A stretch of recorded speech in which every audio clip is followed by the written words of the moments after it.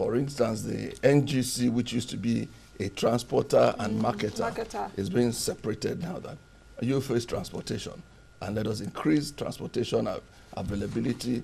You'd increase on marketing and look at how we can develop and deepen the market. So I think that is a good thing that is happening in that. Let's take a look at pricing, because for gas, over the years, we've had so much issues about pricing. That our gas used to be priced very low. I don't know how much it is now. The last time was about, it was increased though to about $3. Yes. 50 cents is so for a gallon of gas, I guess so. I know how much I buy is it LNG or LPG now? LPG now. Of course, it increased over time.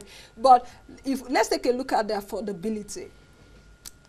Well, with the international market crashing already, it makes it difficult for... The gas market is crashing already? Yes, all over the world. I mean, and there are real fears with China now having the possibility of developing shale gas. They're one of the largest consumers. That will surely affect the pricing if it does happen. In America, America stopped buying gas. Europe is reducing the need for gas because they are now going into more renewables. So the gas price on the international market is actually reducing. So what is being done by the new policy is tying the gas price in to make it more attractive even in the local industry by basing it on export parity. What is the price you get when you exported it is used to determine what will be the local pricing. And I think with that, because the prices are coming down, Henry Hubs and the spot market internationally, you will find that gas prices, it will be more interesting to invest in gas locally than even to export. Because the policy considers our local market very huge and largely untapped. And of course, we've seen that the rate of growth in local gas demand is still considered very slow. So where are we going to be if we are looking at, we have a huge market for gas. We have proven gas reserves of about 187 trillion cubic feet of gas. But our local demand is still considered low, despite that we have a huge market. So how do you, because I want to look at the gas policy as we have short-term, mid-term, and long-term approaches to it. Yes, you see, in terms of the local demand for gas, we are able to consume a lot more than is being produced now. If we consume a lot more than we are able to consume a lot more than we produce now, even as we have a shortfall in the production of gas because there are many power plants that are not getting enough gas to run their turbines. We have the infrastructure to most power plants in place now. Most power plants have some direct connection to the gas infrastructure. The challenge now is getting enough gas molecules into the pipelines to supply those. For instance, I know a place like Calabar, between Calabar power plant, is not getting enough gas to power its turbines. In Sapele and However, the NIPP plants are always looking for more gas to feed their turbines and be able to run. Is that where infrastructure comes in? Because if these power plants do need gas, and yet we have so much gas to explore, why is it that we have a deficiency in gas supply? First of all, the production. Before now, it was not very attractive for people to invest in gas production. Because of the price? Because one was the pricing, two, there was no direct regulation supporting it. And the man who was going, and there was, gas was found by accident. Very few people went directly in search up to produce gas, but it was incidental to oil finds. So many people who had it then just capped it, some re-injected it, because the punishment for flaring the gas was cheap. It was cheaper for me to flare the gas than to put money into production, because building a gas pipeline is a lot more expensive than an oil pipeline. It takes more money to invest in it. So more people were not willing to invest in the production of gas. But now, with an attractive market locally, there are more people taking it, more power plants are being based on gas. Before now, it was only power holding companies that did. But now that the market has been privatized, a lot of people are looking to buy gas as soon as it's available. Some are even willing to pay above market rate. So it makes it more attractive to invest in that industry. The bankability of gas supply, how do you look at it?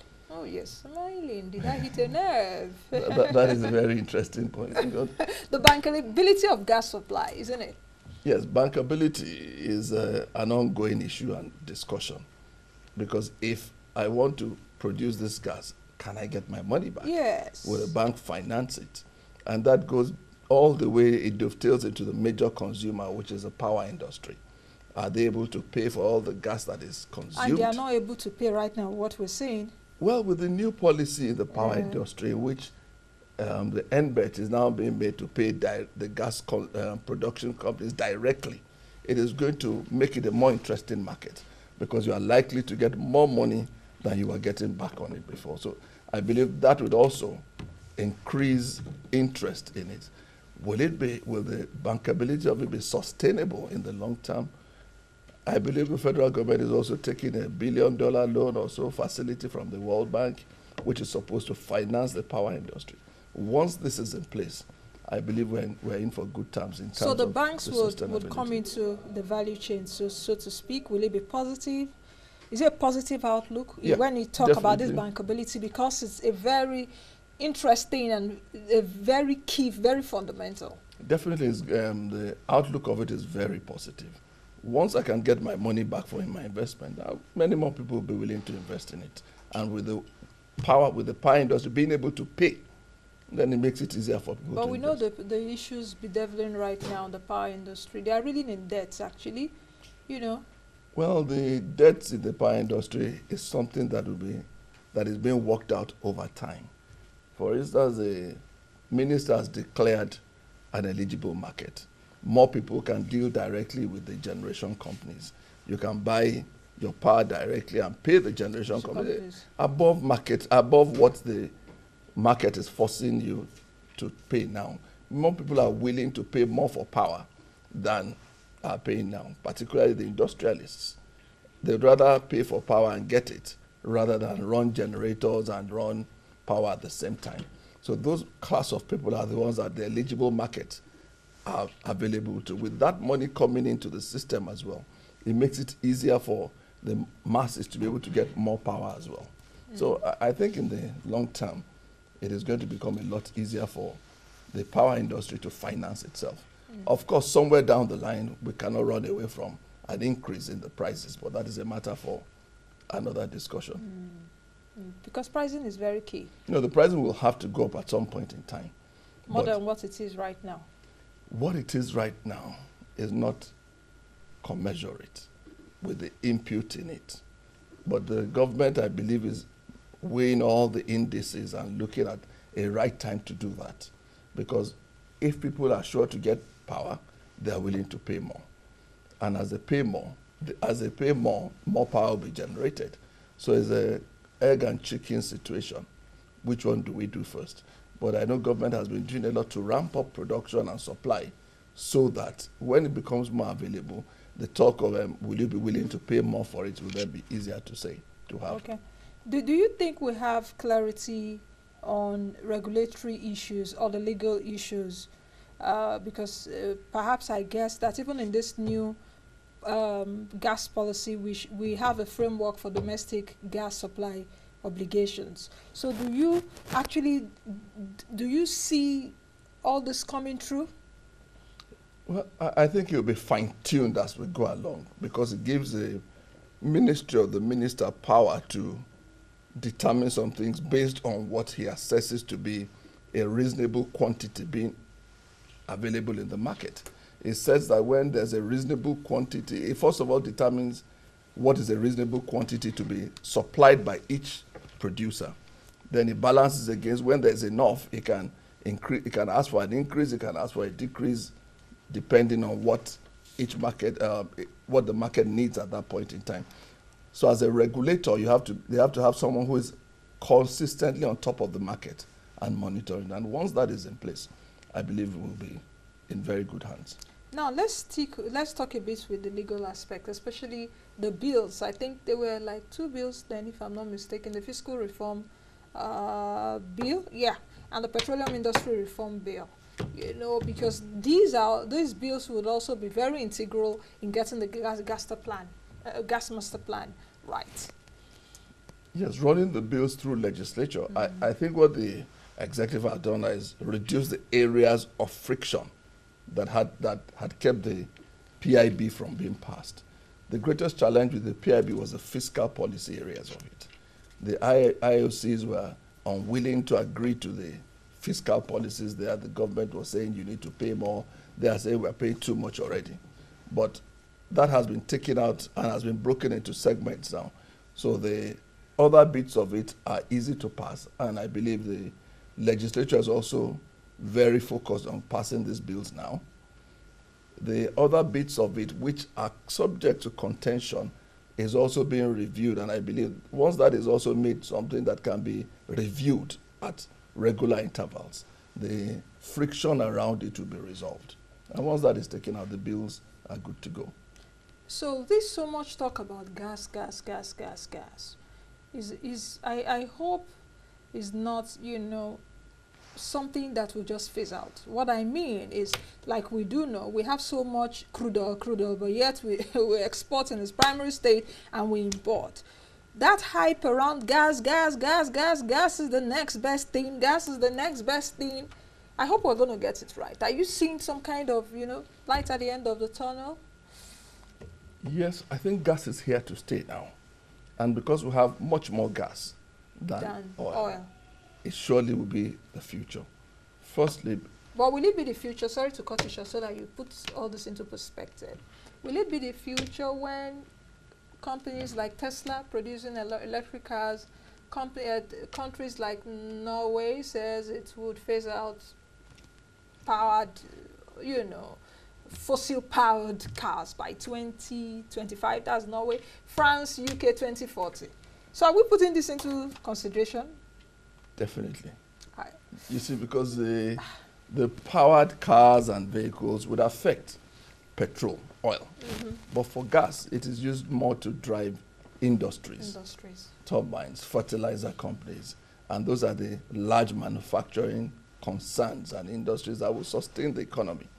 The consumption side of the oil, which will go down with the renewable energy, would still not affect the large industries that still will need gas to run. The power industry, the turbines are still going to run on gas for a long time to come. No matter how much renewables you put in, it cannot, in the next couple of years, replace the thermal plants. We don't have enough. And you know, the downside of many of the renewables is for instance, solar, where the battery backup. Once it gets dark, many of the large solar plants don't have a battery bank. When there's no battery bank, that means only during the daytime you can actually harvest the power. When the weather turns low, there's a drop in the power you can produce. So those issues will still always create a market for the gas industry. And I think in the long run, gas will still sustain the world for a long time to come. So we should look at industrialization. So as a matter of urgency, we should begin to tap our gas potential. Yes, I know the government is doing a lot about tapping and building gas industrial parks. For instance, I know Delta State government is doing a gas industrial park. The federal government is doing one at Ogidigbe, which has been ongoing. And there are a lot of more people looking at it. I'm aware that even out of Nigeria, across the West Coast, a lot of people are looking at taking more gas. And it's part of the government policy to actually export more gas now to the West African coast and beyond. And a lot of private initiatives are also going into that. So for a long time to come, the Nigerian economy will definitely thrive on gas. Okay. Let's take this comment coming through on Twitter. Labode says, gas price in the presidency around September 2016 talked about a committee on LPG to look at adoption of domestic gas. What's the update? Yes, domestic gas. I think domestic gas supply, which we talked earlier on. Yes, no, I think it's LPG is talking about. LPG, yes. Yes, but the government, a committee is at work, and I know that they've come up with a draft policy, but I've not seen that policy. But I know that there's a lot going on in that space already. Okay. All right. Isaac says we need a good policy that will allow the masses purchase gas at low rate. This government should sit up. What do you think? Because if we need to replace the use of wood and kerosene with LPG, isn't it? We also need to begin this phase very rapidly. I know in the last administration, that's under Jonathan's administration, a lot of money was earmarked for replacing that. I don't know what happened if the women that were promised some kind of stove that would be powered on gas were given the stove, you know. I don't want to go into that now. You know, that's a dangerous territory to go. What happened to monies earmarked for investment in some areas, we all cannot say, but we are still guessing what happened to them. However, the LPG policy which the government is developing will certainly make more gas available to the local consumers, because one of the thrust of this is domestic gas is the main focus. As in Nigeria, as in the world over now, really. More people are looking at more gas for their domestic markets. Mozambique is doing the same. Tanzania is developing gas, and all of them are looking at producing more for their local market. So definitely, the government is working on this, and I'm sure within a short while it will be formally announced. Okay, Dele Jackson Solomon says the implementation of the gas policy will remove the barriers affecting investment and development of the sector through commercial framework. What do you think about what he said, Dele? Yes, that's, the new commercial framework is around the pricing we're talking about. The government is basing it on external, watching what is going on in the international market, the LNG market, and using that to draw a price parity with the Nigerian market. Definitely that will, the commercials of it, of also allowing more private sector participation directly and giving them guidelines to run with, forcing more people to stop gas flaring and putting it into our molecules in the pipelines. You just brought it out of my mouth, because I just wanted to say gas flaring. What should happen? That gas that we always see, you know, flaring. I mean, with the modular refineries that are being built and the regulations around modular refineries now, you'll find that it's a lot easier to tap into those gases being flared. There are a lot of technology now around mobile refineries and gas capturing facilities that can go to those sites where the gas is being flared. And I know that there's a policy, the acting president went to the Niger Delta and set up a committee that is actually looking and developing new regulations and rules for that space. So I know that as soon as that space rolls out, they've started licensing, and many more people can play in the modular refineries, which are also a lot easier and cheaper to build and roll out. So the era of gas flaring, I believe, will be out in a very short while. That short while is what the question mark is on. When is short while? I mean, we are hopeful that in the next 2 years, they would have achieved quite a substantial degree of reduction. Because right now, you can even see from the statistics that the reduction, the gas flaring is reducing now. And by the time the refineries take off, we'll be having a lot more gas. Because I should think that this national gas policy should have specific timelines on achieving some of these things, so that we don't go back to 2008. I think what the government has done now in this policy is not to dictate to the industry, this is what you must do. They are creating an inclusive framework. They are bringing all the stakeholders together to agree on the timing. That is part of what the policy says, that they will agree with the industry operators a time frame within which they will do it. And you know, when everybody is working together, it makes it a lot easier to achieve those timelines than when the government dictates and says you must do this. As we've said, the decrees don't always work. But when there's an all-inclusive discussion with the players, which they're also able to make more money from now. For instance, there are now regulations that are directed towards the gas, which was not before. And if you invest in it now, there's sure returns coming for you. It makes it a lot easier for the market to develop. Can you just use like 30 seconds to comment on infrastructure? The gas infrastructure? Gas infrastructure, I believe the plan under the gas master plan had been robust and is working. The last bit of it, the major problem had before was that the gas was domiciled. Most of the gas was to be found in the south-south area. The crossing from the south-south to the southwest axis, where most of the power plants are located, and taking it up north had been the challenge. But with the OBOB3 line that is being, the link that is being completed, I believe it was scheduled for completion third quarter of this year. But I believe with some of the unrest earlier in the year, he had slowed down the completion target dates. But once that is completed, you see a lot more gas flowing into the industry, and the transmission network will be complete from the south to the south, and then going up to the north. That's like the Ajokuta Kaduna Kano pipeline. Yes, I know that is already in the budget now, and is one of the things that have been done. And you can see exploration already going on in the Benue and Niger troughs. Okay, I think we'll leave it at that. Gas is such a very wide topic, you know. Very wide. We can just stick on pricing alone. We can just stick on infrastructure. But many thanks, at least, for helping us to understand some of these issues. And, of course, for our viewers watching. Many thanks. I wish you a lovely week.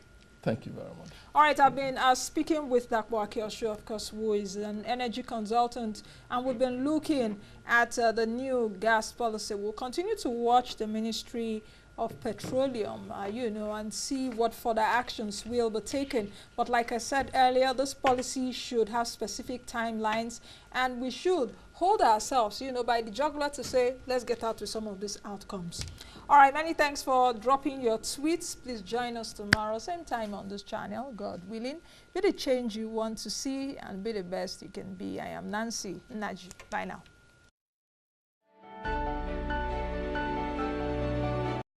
Anything can happen when you're out and about, but with the AA, there's no need to worry. Join from just £39 a year.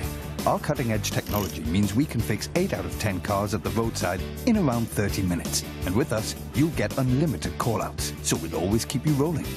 So why wait? Break down membership from £39 a year. Search AA Summer or call 0800 225 646. The AA, because anything can happen.